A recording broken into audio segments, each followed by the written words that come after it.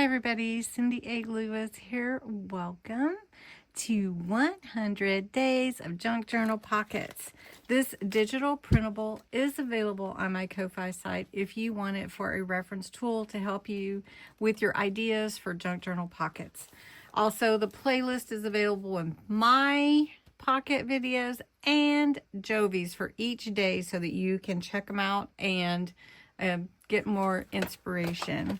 Today we're on day 86, so we're nearing the end, and we're going to do a folded tag pocket. This is really easy to do, and it takes little supplies. All you need is a tag, and I'm using a rather large tag because I want more space, but you may not want, you may want a smaller pocket.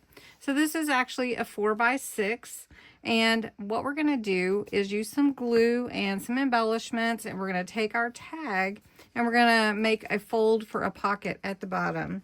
So I'm going to just score at about 1.5 inches. We're going to make it a little pocket.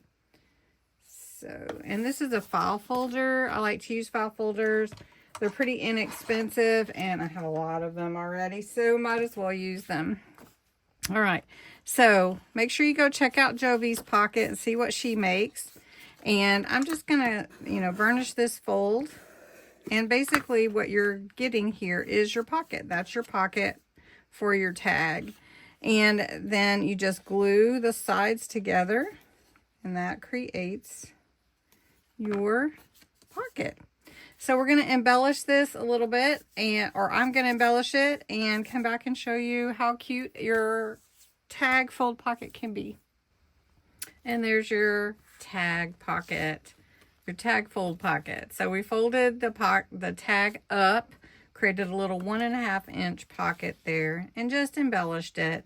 I just used some texture, some kind of a collage effects, just putting different pieces together.